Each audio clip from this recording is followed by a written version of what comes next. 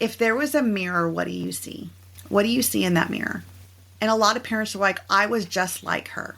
And I'm like, so what did you want your parents to know when you were doing that?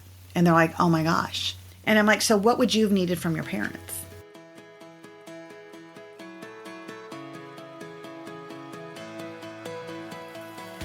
Welcome to the Raising Wild Hearts podcast. I'm so glad you're here listening in as I get to the heart of the matter with the world's leading experts and authors in personal growth, transformation, positive psychology, and more. If you're a change maker, a cycle breaker, a revolutionary envisioning a more beautiful way to live, work, and play, well, me too. I'm your host, Ryann Watkin, and for the past decade, I've been alchemizing challenges to find the calm in the chaos. I believe we can change the world by starting at home in our own minds and hearts. And my hope is that these conversations are a light on your path. Let's go, wild ones.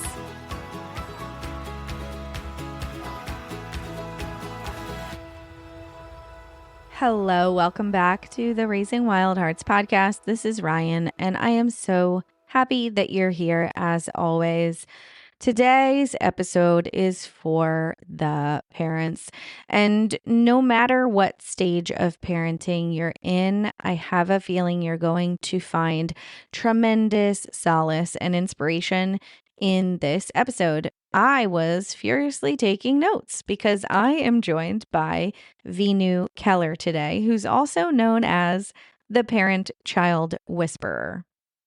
Veenu is a parent-child family master coach helping create peace and harmony inside homes, spending over 23 years helping families bridge the gaps with communication, understanding, and providing an environment where kids feel safe, seen, and heard. She's a multiple number one best-selling author. She has been featured on ABC, CBS, NBC, Fox, and CW for the work she's done. She also has a podcast / TV show called Redefine Parenting. Veenu is also an infant toddler specialist, certified master coach, certified behavior consultant. She's licensed by Dr. Amen as a brain trainer and licensed as a neuroencoding specialist. She has certainly reshaped the perception of parenting, taking away the struggles and bringing back the joy. As I said, I was taking notes throughout this entire episode, so I know that you will be inspired, and this is a good one to send to any parents or parents-to-be, because there are so many concrete life examples in this episode to talk to your kids in a different, more curious way. Veenu talks about becoming curious over being critical. She talks about parenting from your baggage and how that can be harmful. We talk about blame. We talk about shame. I ask her about her parenting a little bit. We talk about sibling rivalry, which of course I cannot have a parenting expert on the podcast without asking them that. And her answer to that is my all-time absolute top favorite answer that I've ever gotten. She even included an activity to do, which I will be doing with my 2 older kids, and eventually at some point, the third one as well.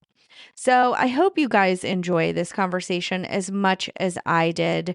I hope you're following along on Spotify or Apple Podcasts or wherever you get your podcasts. Thank you for being here. I'm looking forward to bringing you more amazing conversations every Monday. So if you're following along, it'll just pop into your feed. All right, let's jump in. Please note, the opinions and perspectives of guests on the Raising Wild Hearts podcast do not necessarily reflect the views of Ryann Watkin or anyone associated with the Raising Wild Hearts podcast. Veenu, welcome to the Raising Wild Hearts podcast. I'm so excited to be here. I've been waiting a while for this. Me too, and I'm so excited to have you. And I have a feeling we're going to get into the good, the bad, and the ugly of parenting today, which is going to be very helpful for so many. And I'm curious where you're standing today, like what you're seeing the most common problems, challenges, complaints that parents are having right now. So one, it's parents are afraid to fail.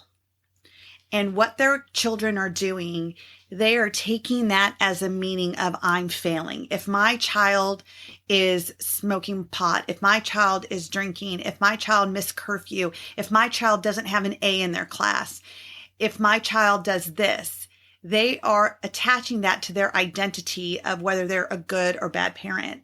And so they are at the extreme of either letting their kids do what they want because they need to be their friend, because if they're their friend, then they feel they have more opportunity to influence them, versus if I set clear, concise boundaries and I stick to them and my kids get mad at me, but yet they respond better than reacting, then I'm okay. But then I have the angst of them being upset with me, and I don't want that. So I'm watching parents choose the latter of trying to be more friendly with them and hoping that they can influence them. And here's the issue. They're not. Because the minute their child drinks or does something, the parents have to put on that parent hat. And it's like, whoa, whoa, whoa. What do you mean? What do you mean it wasn't okay to drink there, but it was okay to drink here with you? Like, what do you mean it was okay to do that, but it's not okay to do this? You did my homework for me. Why are you upset I got an F? Like, you did the homework. I didn't know what it was,? And so I'm finding that more and more present right now. Yeah. I was not expecting you to say that, but that hits home. And I think it's universal that we are so afraid to fail. And I have 3 kids under 10, so I'm not at this like teenager stage yet. And I know a different set of challenges comes at that point. But, the other day, my oldest was putting away her clothes in the morning as we had asked, and she did not stick to the schedule that she knew she needed to stick to. And I left and brought her sister to school while she was finishing putting her clothes away. And she came out of that room like a bat out of hell and just called me on the house phone. You left me, da da da. And my husband and I reflected on it later, and we were like, that sucked. And it was so good to teach her. This is what we said to do. You said you would do it. You didn't stay on schedule. You had all the tools you needed. You had all the help you needed. And so I brought your sister to school for extra playground time before, and you got to go to school right away to get on time for main lesson. And, she reflected later and she's like, yeah, I guess. And I'm like, oh my God, but it's hard to hold that line. So how are you helping parents stay, I suppose, grounded and kind of confident in this space that they are holding and this place that they are guiding and leading their kids and their family from? Because you really have to be a strong leader. You do. And so the first thing I say is, how are you showing up for yourself first? Are you a leader in your own life? And I'm going to tell you, you really hit something strong that I hear from my clients, right? So as parents are afraid to fail, kids don't trust their parents, because say what you mean what you say. And that is what parents are lacking. Mm-hmm. The fact that you followed through on that, because here's your case in point. A lot of parents would have seen the distress on their kid's face and they take it on. Am I failing? Did I cause her pain? You know what? Never mind. You can do it later. Let's just go give you that extra playground time. So your daughter, who was rewarded for staying on task and getting things done and got that, you just made it mean nothing to her if you would have taken your daughter, because you as a parent felt bad that she felt bad and you thought you were at the cause of it, when actually you're at the effect of it. Mm-hmm. And if we keep trying to fix the effects, we're going to go down a spiral, because honestly, we're never going to get to the cause. So we're going to keep seeing the same problem show up and manifest in different ways.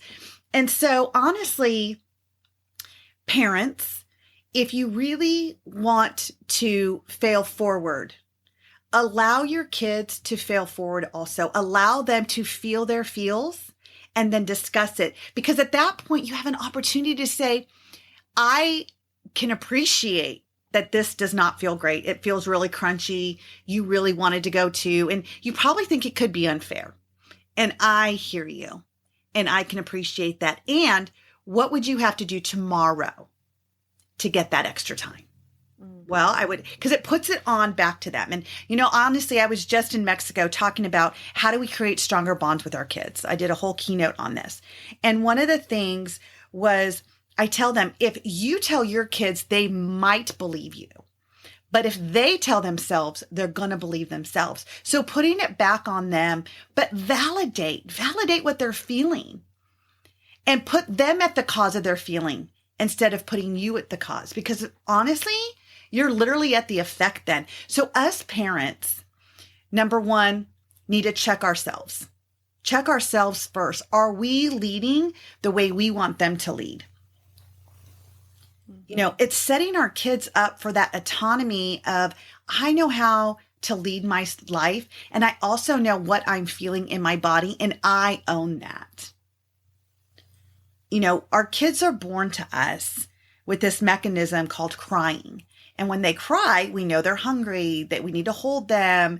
They have gas. We need to burp them. We need to change their diaper. And then they evolve in understanding words. And then we have that transition phase between 2 and 4 where we're not whining anymore because they're still not sure, if I cry a little, will I get it faster? Because these words don't seem to be working as fast. Because when they cried, did we answer. Now it's like, I want it. And we're like, no, we're not getting that right now. And so now they're trying to formulate in their brain that's still developing is, how do we transition from whining to get everything I want to now talking? And then when you whine with it, it actually cancels it out because no crying. Now words actually have meaning. And now from that, they have to learn in their brain how to regulate that the feelings they get from these words don't always feel good. And they have to own that instead of putting it off. Like my twins are 12, so I have 6 kids. And I've got to experience what happens when we parent through our own baggage. I was low self-esteem, low self-worth. I was suicidal, and I was parenting these 2 amazing boys who are now almost 31 and 26. And my son, who's older, he has 2 kids. And it's interesting how I've seen them show up. And I was like, wow, I see what I did. And they will still tell you I was the best mom they could have ever asked for because they did get the lessons. And yet I parented through my baggage. Now I have a do-over with my twins, which not everybody's so lucky, but I did get that do-over. And because I healed those wounds, I see self-worth in my children. I see my kids sticking up for themselves. I see my children able to say, wait, Dad, you did not hear me. That's not what I said. And my husband going, oh, I'm sorry. Tell me again so I can hear you. We didn't have that dialogue with my older boys, And so parents have to really show up how they want to lead because their kids have an expectation and we gave them that expectation. Mm-hmm. Yeah, that's beautiful. And I think so many of us don't have the opportunity to, have the do-over. I mean, I have a baby now he's not a baby, he's 3. And that's how I kind of felt with him is like, oh my gosh, I'm so glad I get to do this again. Mm-hmm. And, the universe is just hilarious and probably gave me my most strong-willed, fiercest child to like, oh yeah, you want to do over? Well, let's see if you can handle this little Tonka truck. And so it's really interesting to come back to it with the things that I know and learned from the older 2 who are 8 and 10, but now with a little bit different of a lens. And I think so much of it is like we just learn as we go. On the healing our own baggage and taking accountability for our own stuff, when parents are not perhaps realizing that they're parenting or showing up in life from their own baggage, how do you gently nudge them or say like, hey, why don't you take a look at this to really get them to turn the finger back inside? Like, how do we get people to start reflecting internally rather than pointing the finger at everybody else, kids or otherwise? Right. So one of the things because when I coach, I don't just coach kids. I coach the parents too. If we're going to create that strong bond, it has to be a family. It can't just be because parents want to blame their kids. Well, they're not listening. They're the ones that's smoking pot. They're the ones that are not, doing, I did the best I can. But yet you don't want to take responsibility for what's been created. So I ask the parents sometimes, I say, if there was a mirror, what do you see? What do you see in that mirror? And a lot of parents are like, I was just like her. And I'm like, so what did you want your parents to know when you were doing that? And they're like, oh my gosh, like my parents weren't there. My parents were working and, I wanted to have the fun and there was no one to guide me about these are the dangers of fun. I just saw my friends doing it. So I wanted to do it too. And I did find fun and I feel like I'm safe, but I could never tell my parents that because they weren't really around. And so they only ever saw the parts where we got in trouble or whatever, but they didn't recognize that kids were being kids and they were pushing the boundaries and the envelope just to see what they can do. And I'm like, so what would you have needed from your parents? And they tell me, they're like, why, maybe even just sitting down and saying they understand and building that bridge. I'm like, great. So how could you build that bridge with your kids? How could you start to sit down? How could you start to talk to them? How could you start to create these deep conversations where you start to understand their formula? Because each one of us has a formula of being loved. Somebody calls it the 5 love languages. And that's an easy way to put it. Is your child's formula through touch? Is your child's formula through affirmations? Like my daughter is huge affirmations. How do I know that? Because every time she looks good, she don't care who's around. She goes, oh my God, I look so good. I look good today. And I said, you do? Are you trying to convince me or everyone else? She goes, no, I love it. And I said, good for you. Good for you. And I encourage her, but I also want to make sure she's also not fishing for compliments because she doesn't feel it inside. And that's why I said, are you doing that for you or for us? She goes, oh, no. I look good. And you can tell it's fully aligned with what she's feeling. And she has no filter. So we teach her, like, say what's on your mind. And boy, does she say what's on her mind. And, in that moment, I'm so proud of her. And yet, why is it uncomfortable for me? Because I learned you can't say that. You can't say that. You're bragging. Well, here's what I've learned. She loves words of affirmation. She's given them to herself. Why is that wrong? Why am I not cluing in as her mom that she's showing me her formula? Her formula is words of affirmations, and she's given it to herself. And if she is doing it loud, maybe she's asking for someone else to see it too. Maybe she's asking to receive my love in that moment or her dad's love or whoever's around.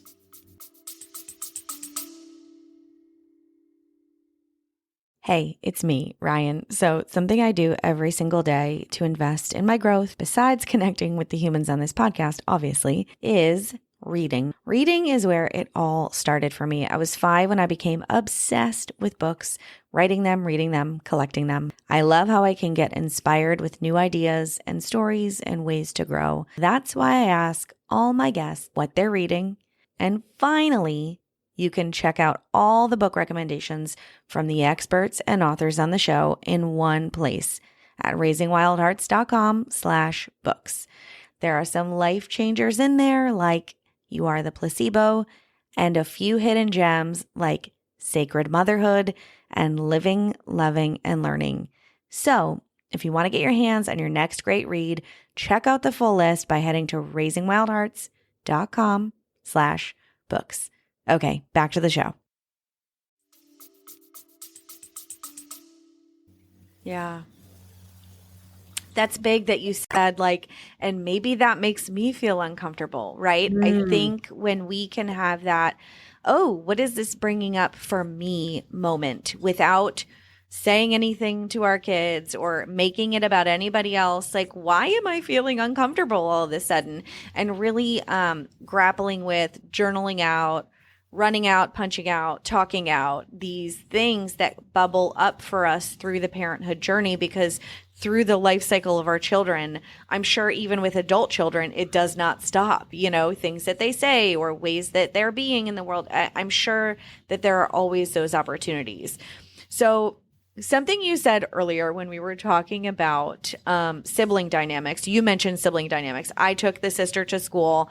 The older kid had to stay home. I want to circle back around to that for a second, because whenever I'm talking to a parenting expert, I'm like, I will give you $1 million to make my kid stop fighting. Like, tell me the secret. And this like sibling rivalry thing, because of course it then kind of went into, well, that's not fair. I hate my sister, that kind of a thing. So let's dip our toe in a little bit on sibling challenges, how to navigate those, strengthening the family, not pinning everybody against each other. So we have twins, boy-girl twins. So I can definitely tell you that's our area of strength too. Or I'm sorry, not strength, weakness that we're learning to strengthen. And as they get older, it's gotten better. Mm-hmm. It's not to the place where we would say there's no more. But we do notice that they hang out more together. They play together. And what happens is when they start having fun with each other, making fun, or one's hurt, and so the other one will call her name. He'll call her names because he's hurting. So when we see that, we will call him out. We're like, you are hurting inside, and so you're trying to make her hurt. And he's like, yeah. And I'm like, so stop it. Yeah. Because that's not going to heal your pain. So, but they're 12, right? So I wouldn't have this dialogue at 8 years old because they're not going to know what the heck you're talking about. Right. But here's what we did at 8. And I have a TV show called Redefine Parenting, and I brought in a woman who will tell you right now she's not a parenting expert, but she has 4 kids, and I've been in her home, and her name's Jacinda, and she is the most beautiful mom. Her and her husband work, and her kids, you talk about a tight-knit family. And I said, what did you do? And she says, I told them that, and I'm not going to quote it, but it was in one of my shows, but it was like, you need to stay on your page. And what would that look like right now? And so when they got into that, and they were like 8, and they would say something like, oh, so-and-so. And they're like, is that your page? Mm-hmm. I'm sorry. Is that your page? No, there is no but. Is that your page? Mm-hmm. Stay on your page. Stay in your lane. Yep. If it's not on your page, you're not allowed to comment on it. Yep. And everything that your sister or brother does is not on your page. So stay on your page. We still use that at times. Like, we were just in Mexico, and I was like, dear Lord Jesus, why did I bring both of them to this? Because it was travel day. See, they were hungry. They were tired. We traveled. We had delays, blah, blah, blah. And now they're here at the resort. They want to run free. And then it's like, you stepped on my toe. Don't walk on my side. So we do things that we already know. We already know they can't walk side by side or in back of each other. So we got one on one side, one on the other. So we like pre-frame it. We are walking in here. If you two cannot stand beside each other at check-in, don't stand beside each other at check-in. If we have a smooth transition to the hotel room, we'll have a smooth transition going to play. But if not, you all can stay in the hotel room because you're old enough, and me and Daddy are going to go play. So you have a choice. What do you want it to look like? Girl, they were amazing. Amazing. But it's also the pregame. Like, I know families that I work with, they have problems going into restaurants. I'm like, and the biggest problem is their screens. Here's the deal, parents. We are not getting rid of screens. You could do as much as you want. You're not, because guess what? I'm an adult. I have my screen. I'm always on my screen. Most of my business is through the screen. It's just is a part of life, and we're going to move with it instead of bucking the system. We're not going to win. So put boundaries over it. What we do with our kids is we do allow them to bring their screens, because my husband and I want to have an opportunity to have conversation without them. But here's what we say. You may have your screen, but the minute food arrives, or if you're eating like chips and salsa, the screen is away. If there's food going in your mouth, there is no screen.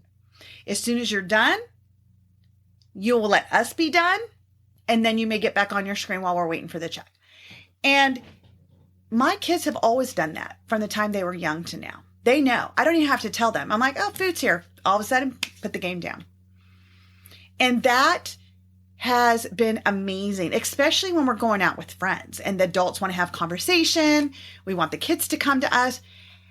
if we expect our kids to literally be calm during that, you're setting yourself up to lose. You're not, So my agenda with sibling is, how do we set ourselves up to win? And when your daughter can say, well, that's not fair, she did this, because that happens probably a lot, because I get that. That's the biggest thing. It's not fair. And I say, you know what? I can appreciate that you don't see it as fair. And I can't tell you as an adult how much unfairness I have to go through. And here's what I'm grateful for. I'm grateful for being a kid, because that's when I learned about dealing with unfairness in the world. You think you can tell me as your mom it's unfair because I'm going to change it. But here's what I'm not going to do. I'm not going to change it. I want you to go through the emotions of this being unfair, knowing I know it could be unfair. You're right. But I need to train you for what's out in that world. Yeah. Because if you can't regulate yourself now, and I can't help you regulate yourself before you move out, life is going to be tougher than you know. Yeah. Yeah, it's teaching them that it's okay to have these feelings of frustration. It's okay to feel what they're feeling. And I found that that's like my number one job is just to like observe and hold space. I mean, every week in my journal, I'm like, what did I do great this week? I held space, held space, held space. And that goes back to, in order for me to hold space, I have to have held space for myself first. Non-negotiable. Non-negotiable. Okay, I love that. I love the cue. Like, is that on your page? It's short. It's sweet. They know what it means, because we've been talking about this a little bit too. And we'll say like, focus on yourself, or like, your sister's not your job, or like, it, da da da da. And we'll like, word salad ourselves, like my husband and I, out of this. And it's like, they've already tuned out by like the fourth word. So like, is it on your page? I love that cue. Before you start that, just say, okay, here's a page. Like literally give them a page and say, write everything on here that is your page. For instance, whether you follow the rules, whether you brush your teeth, whether you come to the dinner on time, whether you're ready to go in the car on time, whether you get to school on time, whether you get extra play time, whether you don't. Like, it's like whatever is about you is on your page. Let me give you an example what's not on your page. And then you take the sister's page and you give it to her, and you take her page and give it to the sister. These are not your page. This is what you don't get to be doing.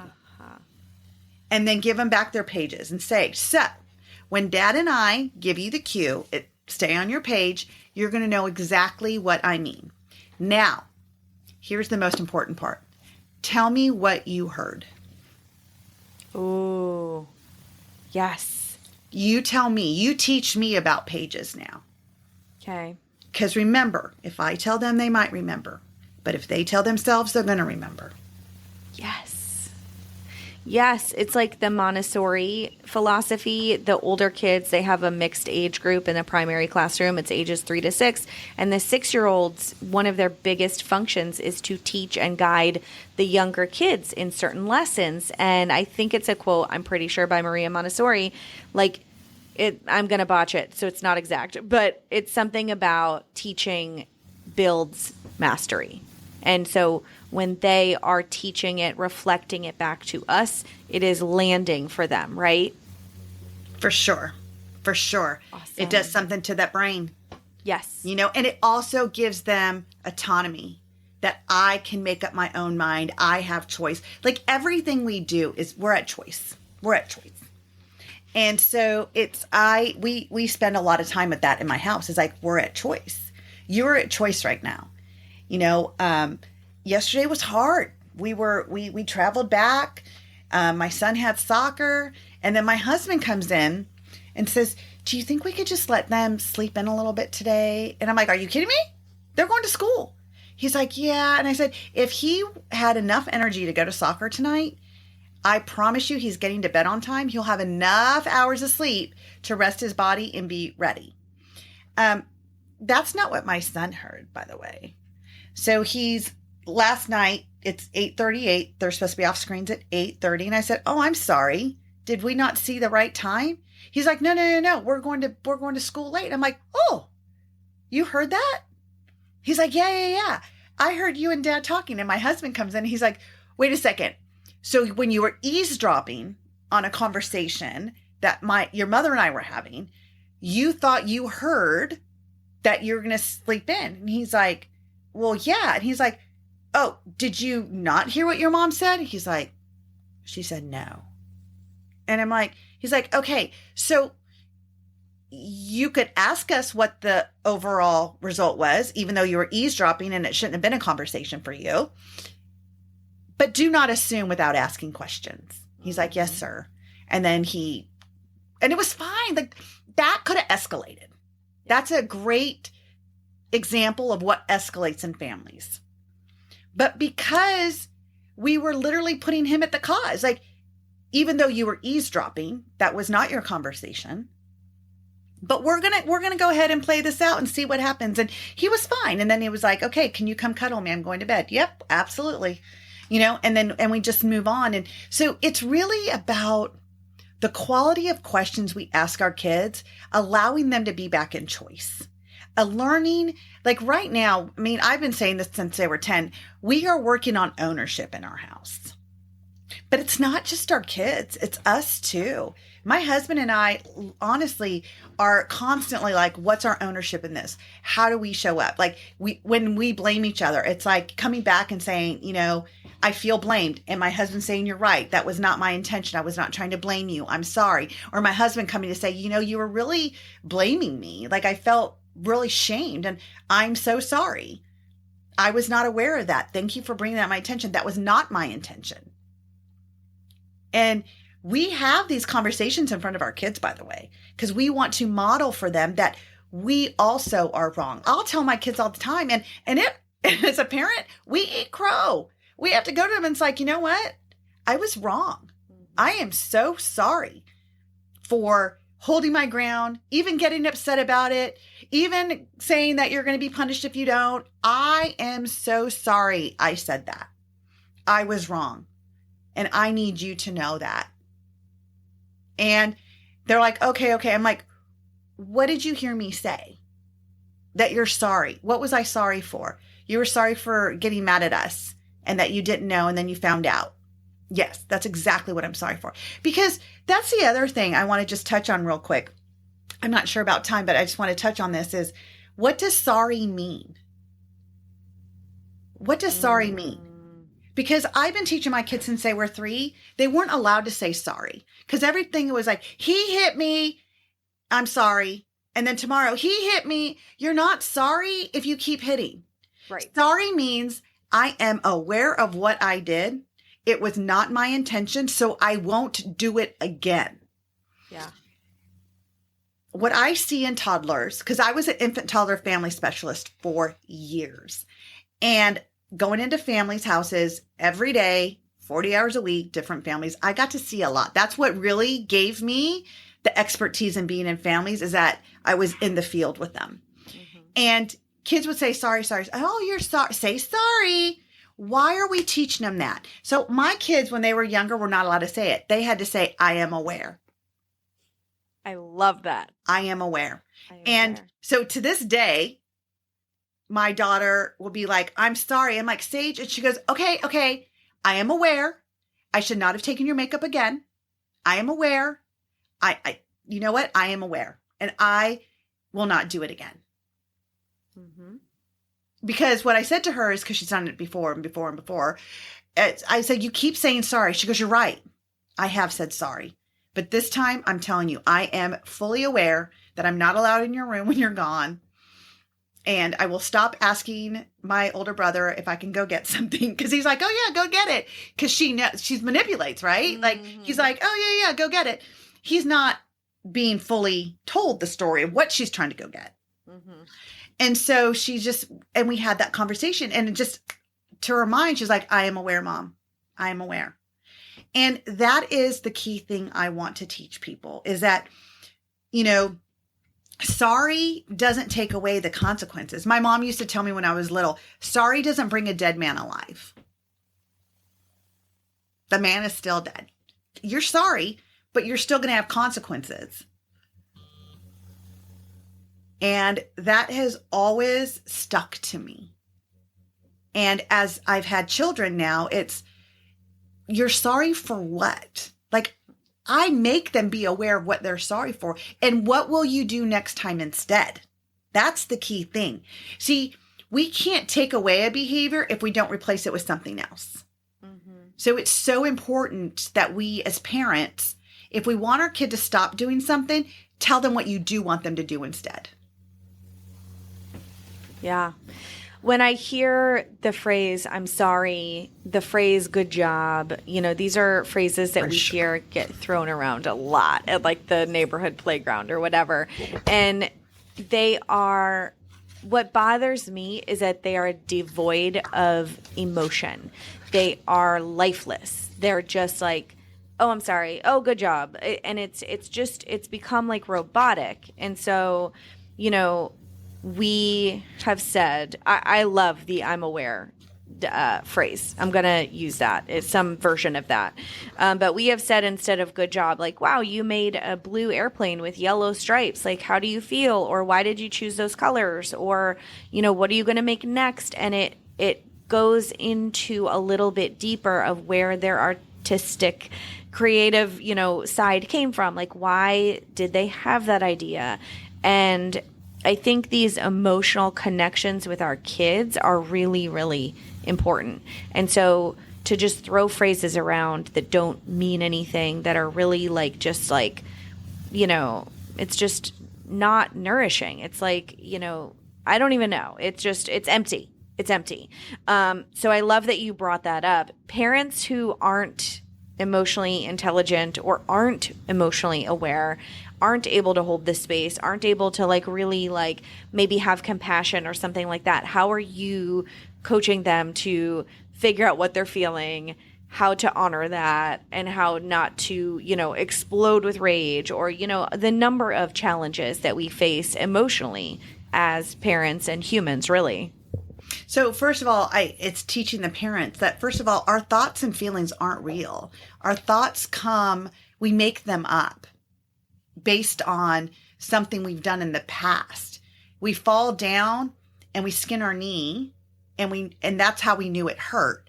So the next time you get on the bike, you're like, oh, I don't know if I want to make that. You have a thought. I don't know if I want to get on that bike. Why? Because of past thought. And then the feelings are created from that thought.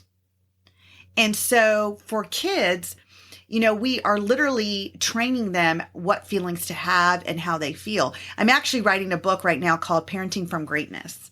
And it's really about tapping into our own greatness and seeing our kids' greatness instead of infusing what their greatness needs to be and allowing them to regulate the way they need to. And one of the things that I talk about in the book, and I've done this with my kids, is that allowing them to say how they feel and where they're feeling it. So when my daughter is like, I said, I can see you're very upset right now. Where in your body are you feeling that? Okay. And let's go into that feeling. What's showing up for you? Now, I'm going to tell you, I don't do that really great because normally I'm the person on the other side of that upset. And so I'm upset too, right? Yeah. So it's first tap into my own self. What am I feeling right now? I'm feeling unheard. I'm feeling dismissed. I'm feeling unvalidated by her as her mom. And where am I feeling that? I'm feeling it in my gut. Great. So what do I need to do with that? Do I need to breathe it out? Do I need, I love to bake. I'll go make a loaf of bread or something, and I'm just like getting all that out and just really processing that. Okay. What do I need now? I need to be okay with her. That's what's going to finish this. So now that I'm calm, that's the first thing. Go in when you're calm. Now I can go to her and say, how are you feeling? And I'm going to tell you, I've learned from my daughter, she has a beautiful gift, a gift I've never seen in another human being. She could be raging mad at you, want to slam that door. And then literally 2 minutes later, she'll come out and say, hey, so did you want to go out to lunch? What? In 2 minutes, I haven't had a chance to regulate, but she's been able to do that since she was a baby. Like, wow. Just turn it off and then be happy and move on. And my husband and I have literally been telling her, that is an amazing gift you have. Don't ever lose it. Yeah. And And we still need to talk about it because we don't want it to stack inside of you and then it blow up either. And so we now will tell her, like, this is great, but can we just go back to that feeling? What was showing up for you? And guess what? They mirror. I felt dismissed. I didn't feel you heard me. I felt like you weren't hearing me. I wasn't appreciated. Like whatever it was. It's almost that mirror you and I were talking about. Yep. And most conflicts are mirrored, by the way. You both want control. You both want to be right. You know, you're so adamant about what you're saying and your spouse is adamant about what he's saying. And then all of a sudden then there's conflict. So our kids are the same way. For sure. Yeah. So it's helping them figure out, what are you feeling? Validating their feelings. Like, I can appreciate that. When specifically did you feel I dismissed you? And a lot of times she'll say, because I was telling you and you just said no. And I said, you're right, I did. Let me go back and tell you. Here's what I heard you say. You wanted to stay up 1 extra hour. Your friends were still on the chat and you wanted to be on chat with them. Did I hear you correctly? Yes. So do you feel heard? Yes. My answer is still no. And she says, okay, that's all you had to say. Really? That's it? Really? Guess what? She just gave me her formula. Mm-hmm. She needs me to dialogue it back to her. This is what I've heard you say. Am I hearing you correctly? Yes.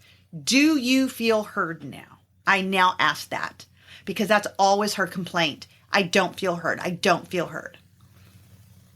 So I am putting that in there that when people hear you, that doesn't mean you're going to get a yes.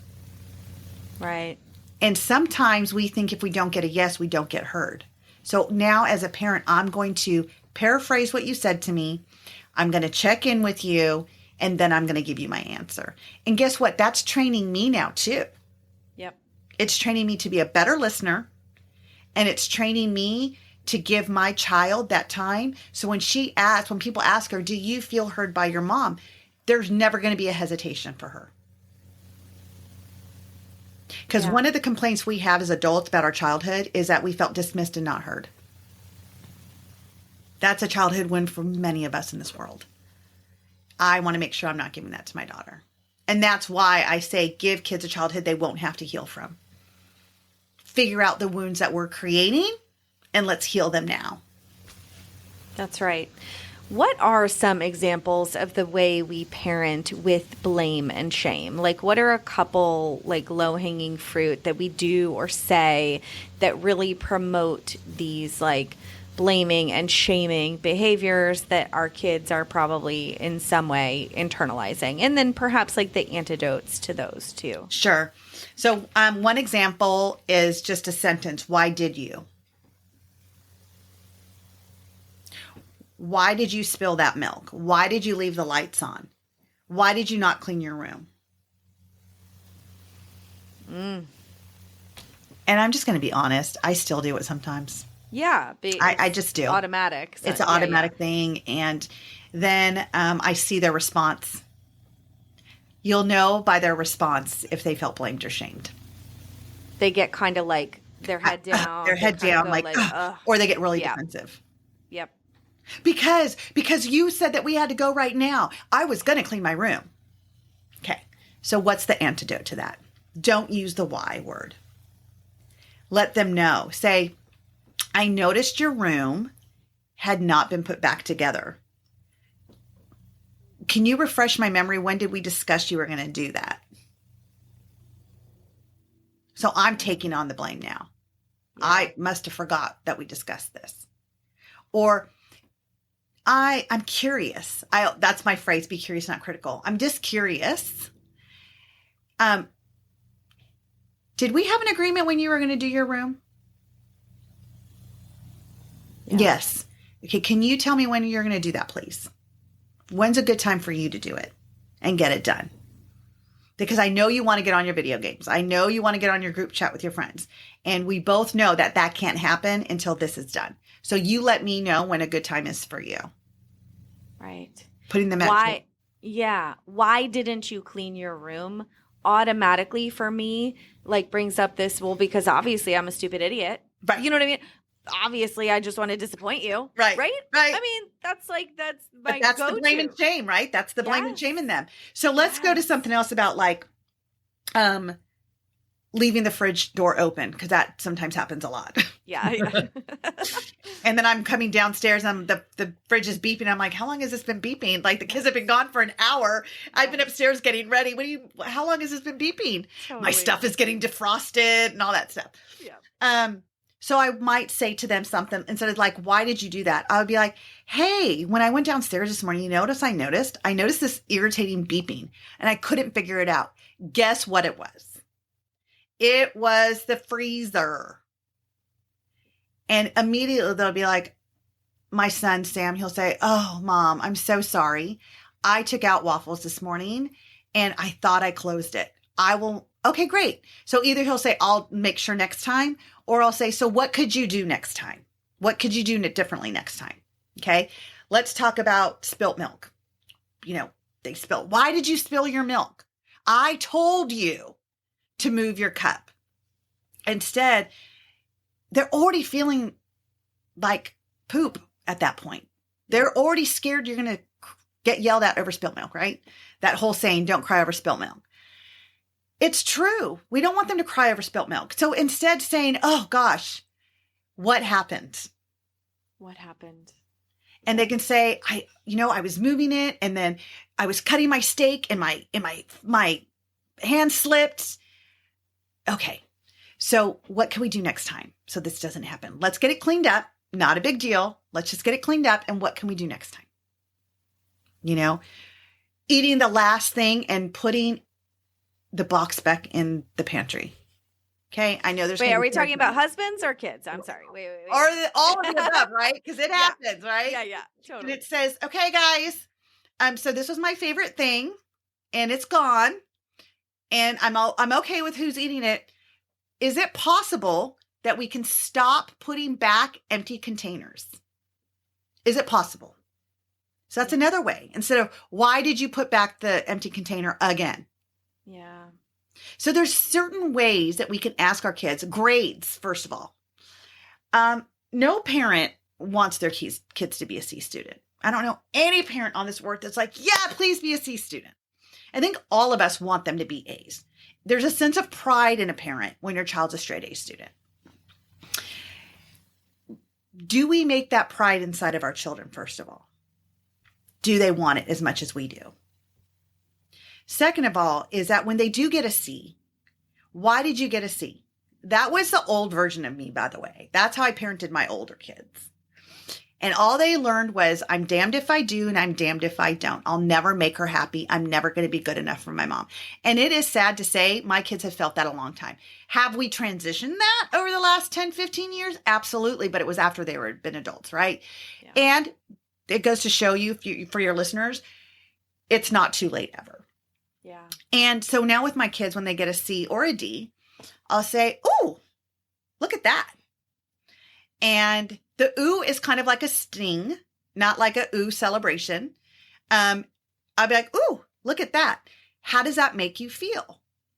And they said, my son says, oh, I'll take that C, because I'm going to tell you, that was a doozy.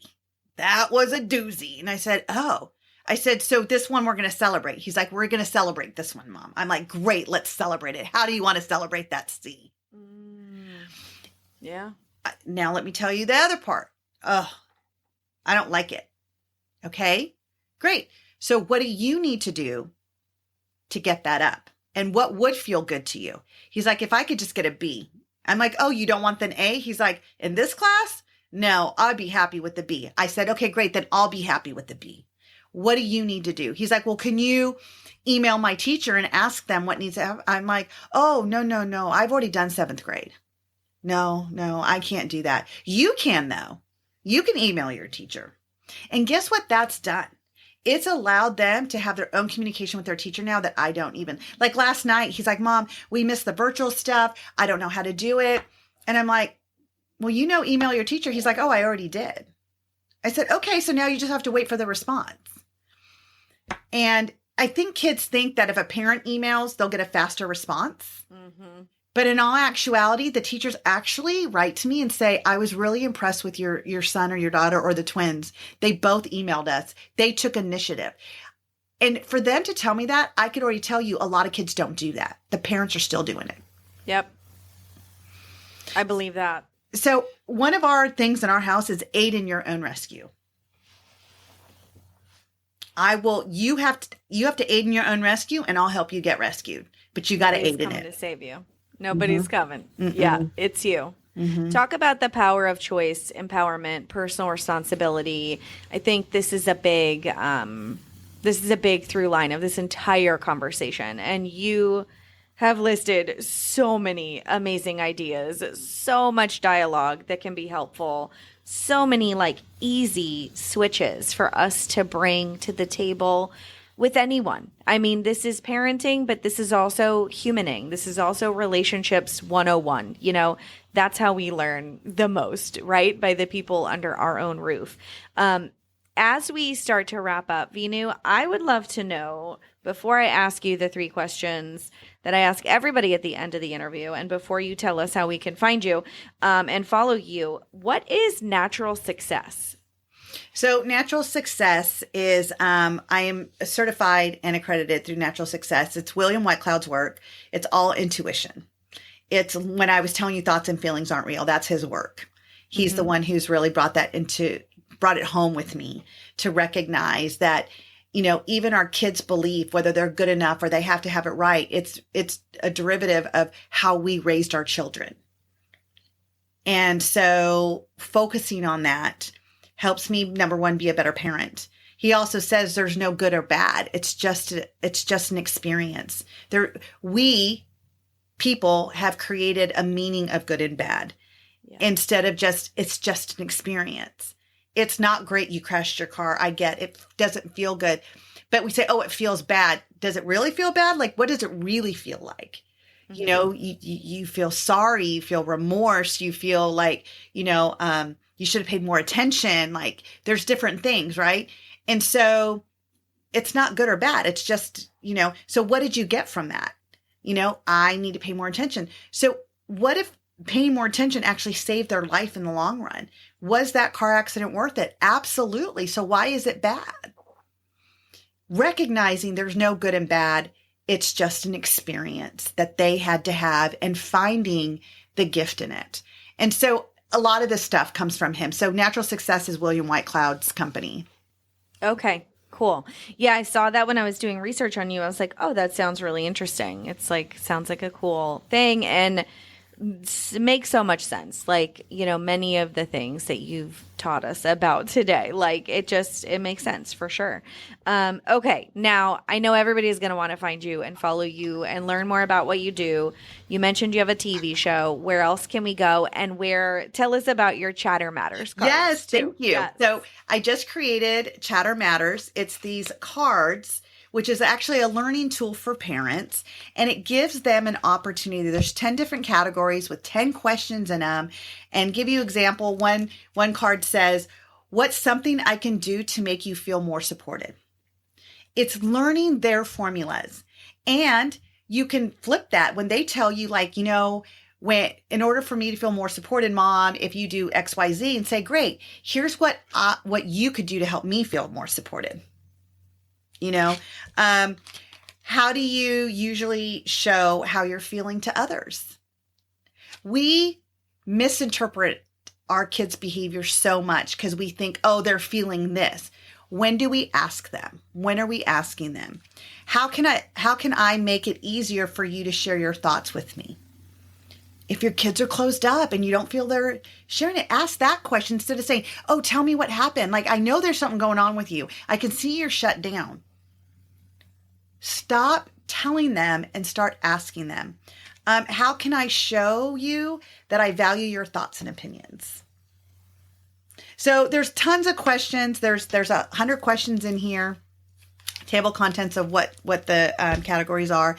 And you can go to pages.veenuinspires/chatter to get that. And then I'm on social media. You know, I'm on Facebook, LinkedIn, Instagram. I'm on everything. Also, my website's VeenuInspires.com if you want to find out more about me. So, perfect. And my TV show, you can watch it on YouTube. It's under Veenu Inspires. It's also on Zingo TV, channels 250, 251 on Thursdays on Roku Fire Stick. You can download Zingo TV. Amazing. So we will link all of those things down in the show notes so you can click down and get those Chatter Matter cards and find Veenu and follow her. So grateful for this conversation. I have so many ideas and I'm walking away really inspired, and I know everyone listening will be too. Yeah. So the first question I have for you as we wrap up now is, what's bringing you joy today? What's bringing me joy today is, honestly, I mailed out my first deck of cards to some people who wanted them. And so I know that just knowing that these are going to be in someone's home and they're going to create a stronger bond with their kids is lighting me up, that I mailed my first deck today. So that brings me joy. I just got these last week, by the way. So that's awesome. So it's a celebration today. It is. And those questions are profound. I mean, what a beautiful jumping off point to have a short conversation. The next question I have for you is, what, if anything, are you reading right now? So I am reading Secrets to Natural Success. I'm almost done with that, from my mentor, William Whitecloud. And I just finished Rejection Proof, which I think everyone needs to read. Ooh, all right. There's 2 more for the list, y'all. We've got quite the book list going here, we know. Every episode we're asking the people on who and what they're reading, and the answers are amazing. So the book list is long. All right. Now the last question I have for you is, who or what has taught you the most? So I have several mentors in my life, but the person that I would say the most, well, there's 2. Tony Robbins. I'm a trainer for him, and going through his programs has really, I would say, saved my life and helped me create the life that I want. I'm living life on my terms because of him. And then William Whitecloud. I do all his work. I'm mentored by him, and it's really taken the work that I've done with Tony to a whole nother level. Awesome. Thank you so much again for this conversation. It was beautiful. Thank you. Hi again, friend. If you're listening to this, you made it to the end of a Raising Wild Hearts episode. Yay! Make sure you're subscribed to the podcast so you can hear more amazing conversations just like this one. And here's the deal. If you made it this far, go ahead and hop down on your podcast app and rate and review the show. Your words and 5 stars truly mean the world to me. Thank you for your support of the show. Thank you for showing up and listening week after week. I will be dropping new episodes every Monday, so tune in then, and I will talk to you soon.